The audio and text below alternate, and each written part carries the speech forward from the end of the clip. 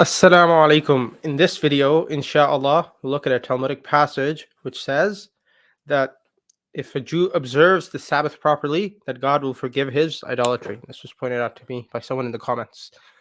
So this is the Talmudic passage.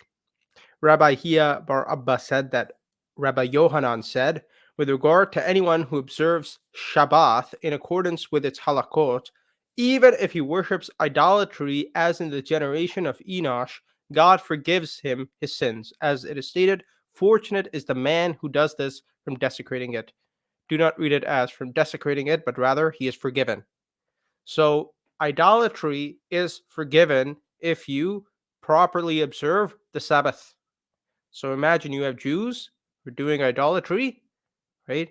But they constantly observe the Sabbath properly. So their sins of idolatry are forgiven and they have a place in the world to come and they're believers and this and that. What is this?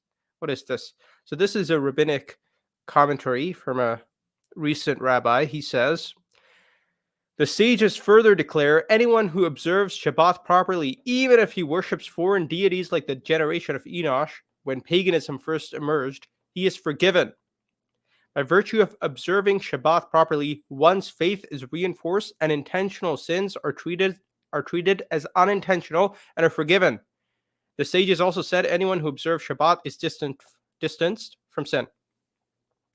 So if you observe the Sabbath properly, your idolatry is forgiven.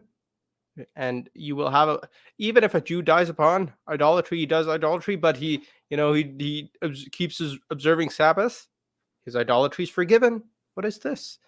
As Allah subhanahu wa ta'ala, he said, إن الله لا يغفر أن يشرك به ويغفر ما دون ذلك لمن يشاء ومن يشرك بالله فقد ضل ضلالا بعيدا.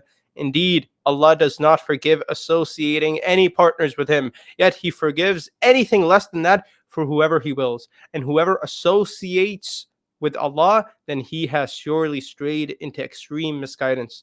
If you associate a partner with Allah, Allah will not forgive you for that if you die upon it. You have to repent. You have to repent in this world. You have to free yourself from idolatry. You don't just observe the Sabbath and then your idolatry is just wiped out like that. You have to intentionally ask God for forgiveness in this world for your sin. Right? It's not that you do good deeds that it'll just be wiped out. You have to intentionally ask God to forgive you. إنه من يشرك بالله فقد حرم الله عليه الجنة ومأواه النار وما للظالمين من أنصار. Whoever associates any partners with Allah, Allah has forbidden paradise for him, and his abode will be the fire, and the wrongdoers will have no helpers. And Allah said, وَلَقَدْ أُوهِيَ إِلَيْكَ وَإِلَى الَّذِينَ مِنْ قَبْلِكَ لَئِنْ أَشْرَكْتَ لَيَحْبَطَنَّ عَمَلُكَ وَلَتَكُونَنَّ مِنَ الْخَاسِرِينَ. It has already been revealed to you and those before you that if you associate others, meaning with Allah, if you associate partners with Him, your deeds will certainly be void and you will be one of the losers. If you associate others, your deeds will certainly be void, they'll all be annulled, and you will truly be one of the losers.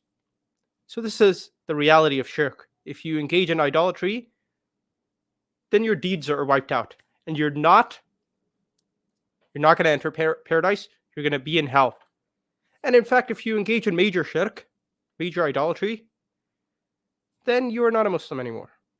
So this is the reality. If you go and call upon the dead, you worship idols, anything like that, you start to pray to Jesus, whatever, you're not a Muslim anymore if you do these things.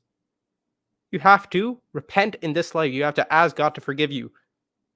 So when the Talmud says, oh, just observe Sabbath properly and your idolatry will be wiped out, this is falsehood.